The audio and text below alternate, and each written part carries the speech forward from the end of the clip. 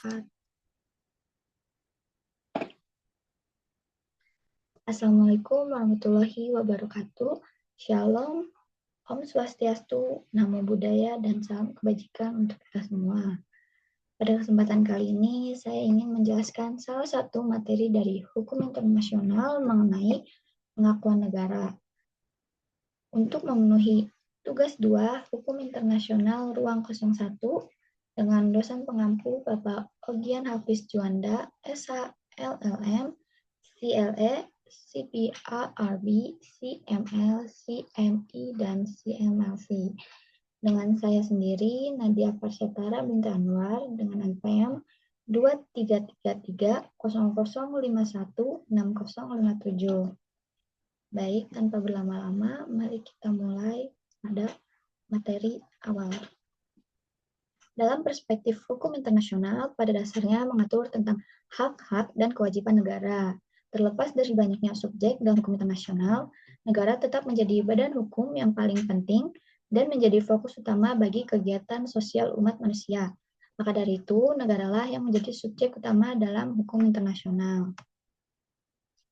Sebelum suatu negara baru dan atau pemerintah baru dapat mengadakan hubungan yang lengkap dan sempurna dalam berbagai bidang dengan negara-negara lain, baik di bidang politik, ekonomi, sosial, maupun kultural dan sebagainya, terlebih dahulu negara itu harus melalui tahap pengakuan dari negara-negara lain.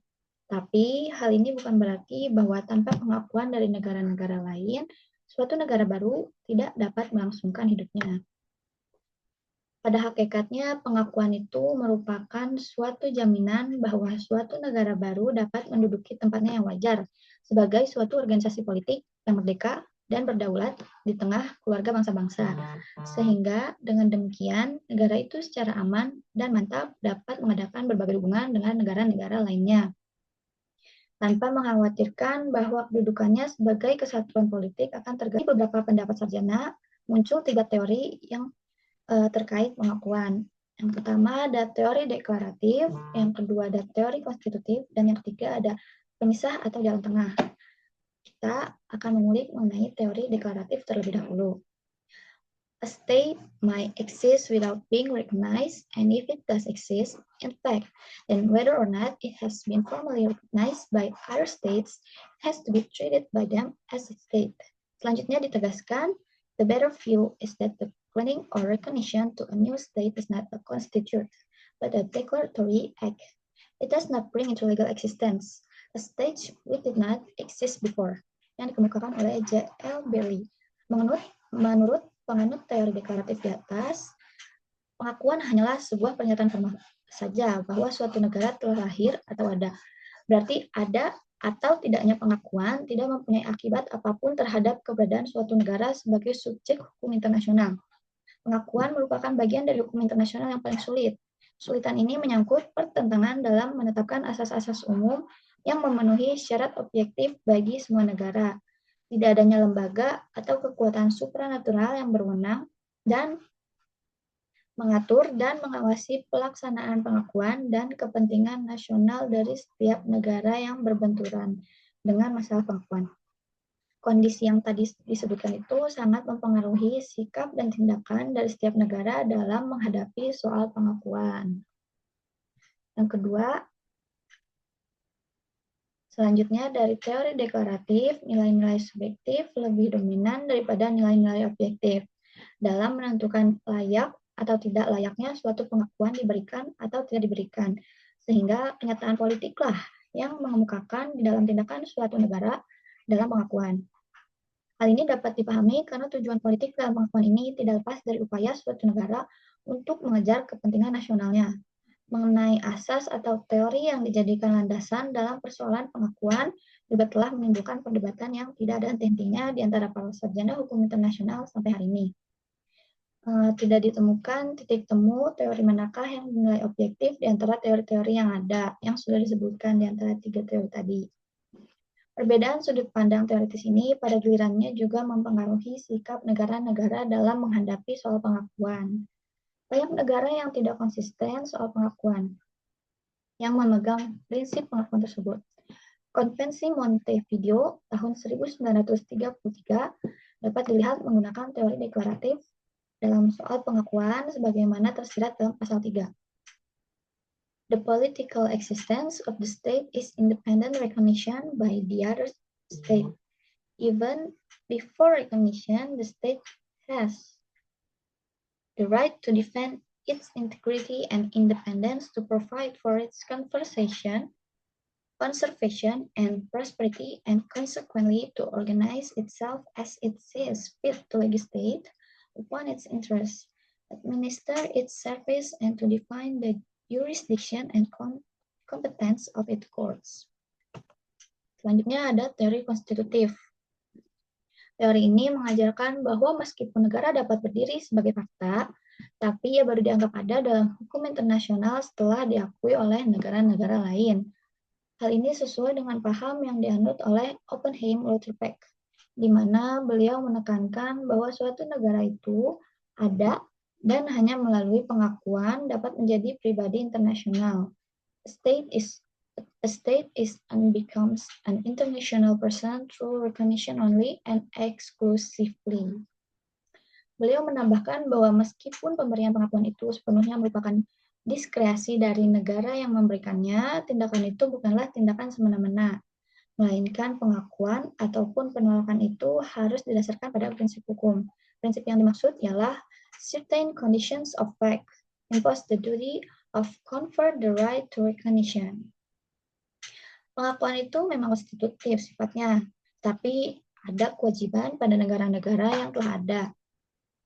Jika semua unsur kenegaraan pada negara baru itu telah dipenuhi, barulah negara itu dapat diakui yang memang merupakan haknya.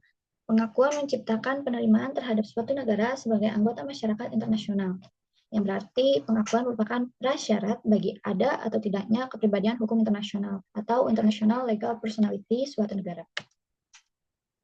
Yang tiga, ada teori pemisah atau jalan tengah. Penuhnya memuaskan beberapa sarjana hukum internasional lainnya. Di satu pihak, diakui bahwa suatu negara dapat menjadi pribadi internasional tanpa pengakuan atau teori yang sudah disebutkan dalam teori deklaratif. Namun, untuk dapat mempergunakan hak-hak sebagai pribadi internasional, negara tersebut memerlukan pengakuan dari negara lainnya atau yang telah dijelaskan dalam teori konstitutif. Karena adanya perbedaan pendapat yang bertolak belakang itulah, lantas lahir teori yang mencoba memberikan jalan tengah, yang di mana teori ini disebut dengan teori pemisah karena menurut teori ini harus dipisahkan antara kepribadian hukum suatu negara dan pelaksanaan hak dan kewajiban dari pribadi hukum itu. Untuk menjadi pribadi hukum, suatu negara tidak memerlukan pengakuan. Namun, agar pribadi hukum itu dapat melaksanakan hak dan kewajibannya dalam hukum internasional, maka diperlukan pengakuan oleh negara-negara lain. Pendukung teori ini atau teori jalan tengah antara lain ada Riviere yang mengatakan bahwa pada hakikatnya menganggap pengakuan oleh negara-negara lain hanyalah suatu pembenaran dan persetujuan terhadap suatu hal yang telah terjadi atau fakta yang mulai saat itu mempunyai dasar hukum. Hal ini bukan berarti bahwa tanpa adanya pengakuan oleh negara lain, hak dan atribut yang telah dimiliki oleh negara tersebut menjadi hilang atau lepas, melainkan hanya setelah mendapat pengakuan, maka penggunaan hak tersebut menjadi terjamin. Hubungan politik yang teratur hanyalah dengan negara-negara yang saling mengakui. Selanjutnya ada macam-macam pengakuan. Pengakuan terbagi menjadi dua, yaitu de facto dan de jure. Pengakuan de facto berarti bahwa menurut negara yang mengakui untuk sementara dan secara temporer, serta dengan segala reservasi yang layak di masa mendatang, bahwa negara atau pemerintah yang diakui telah memenuhi syarat berdasarkan fakta. Oleh karena itu, bertahan atau tidaknya pengakuan ini tergantung pada fakta itu sendiri. Apa fakta itu? Yakni negara yang diberi pengakuan tadi bisa bertahan atau tidak. Dengan demikian, pengakuan ini bersifat sementara. Karena sifatnya hanya memberikan pengakuan terhadap suatu fakta, maka pengakuan ini tidak perlu mempersoalkan sah atau tidaknya pihak yang diakui itu. Bila mana negara yang diakui atau fakta itu ternyata tidak bisa bertahan, maka pengakuan ini pun akan berakhir dengan sendirinya. Lalu ada pengakuan de jure atau pengakuan yang bersifat permanen.